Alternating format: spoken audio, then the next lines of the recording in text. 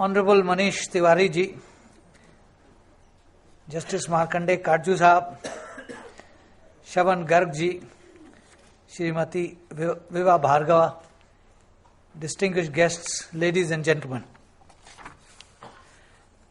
I am happy to join you as we celebrate the National Press Day.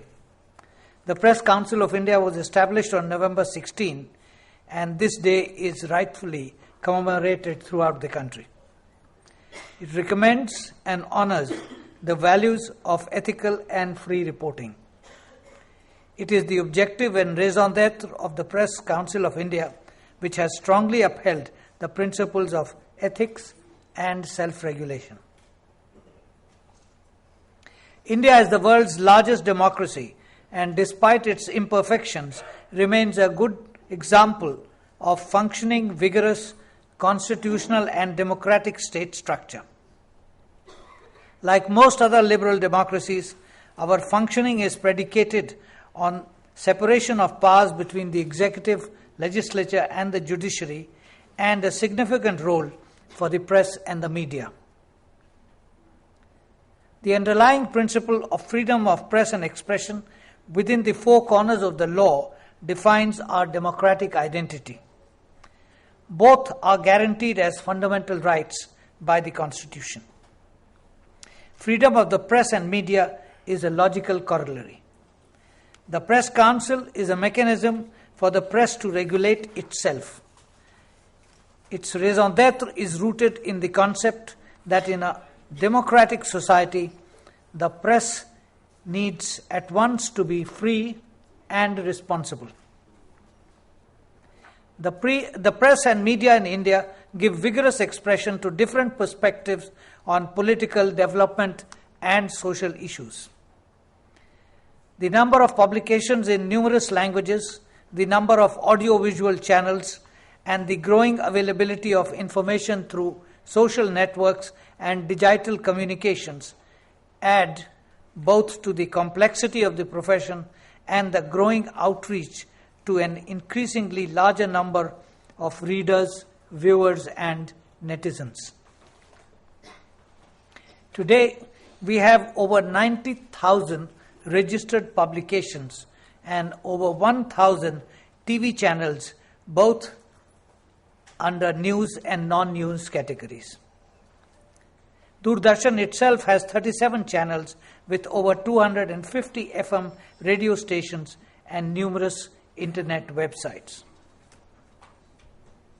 The press and media scene in India varies from reasoned debate, understated expressions, and moderation in views to polemical overstatement, hysterical outpouring, and plain misinformation. When this happens in a number of languages, over a wide geographical spread, and virtually round the clock, it constitutes the din of democracy and often creates more confusion than intended. It, nevertheless, upholds the principle of free expression within the law and remains an essential part of a functioning democratic system. Apart from being the world's largest democracy, our demographic profile makes India perhaps the democracy which has the largest number of young people. 51.8% of India's population is below 35 years of age. It is estimated that in the next general election due in 2014, there will be over 30% of the electorate who will be first-time voters and will seek to reflect their aspirations and anxieties at the hustings next year. They would also need to understand the functioning of our democracy, the manner of its impact on their lives, and their responsibilities as citizens.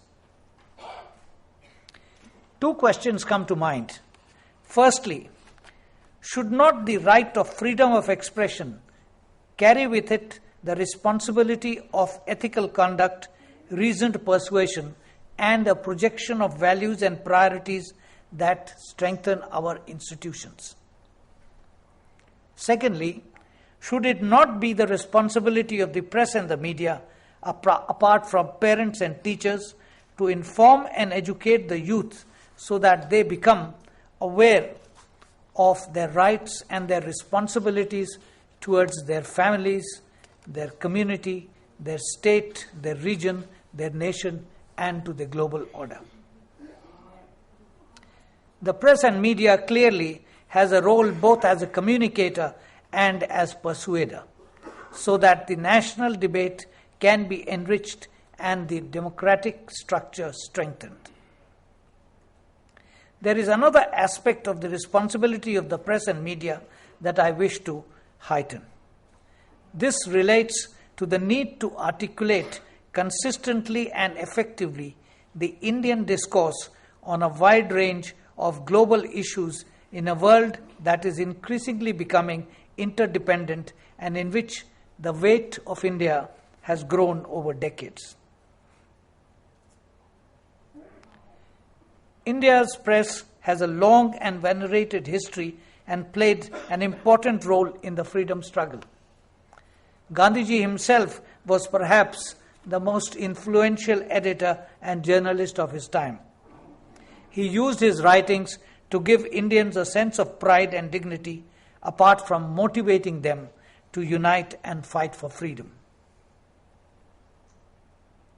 We have every reason to be proud of the strength and diversity of the Indian media. All indications are that our press and media will continue to grow and continue to carefully adopt and adapt to the new digital technologies of communication to widen its reader-viewer base and leverage the growing number to increase both its influence and revenue. But what remains crucial is the credibility and commitment of the press and the media to objectivity and to the elusive search for truth. The concept itself can be elusive, has hidden pitfalls, and requires closer scrutiny. I recall a passage I had read some years back that was telling and worthy of being shared with this audience, and I quote, "The administrative truth was passed on to the media. Media took the official truth and transformed it into media truth. The judiciary accepted the official and the media truth and transformed it into judicial truth. Media praised the judicial truth without attending the trial." End of quotation. It has been noted by a careful observer that the two roles that newspapers have played are credible informational and critical investigative adversarial. The two can and do complement each other and thereby build trust so essential for retaining readership. Public education is one aspect of it, analysis and criticism is another. The latter also leads to discovering happenings in need of correctives and thereby to public good.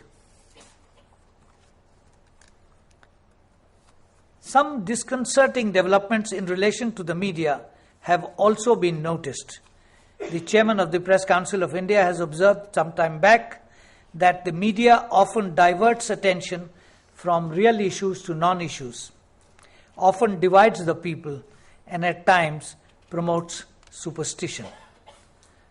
Perhaps the regional media shoulders a greater share of this avoidable burden.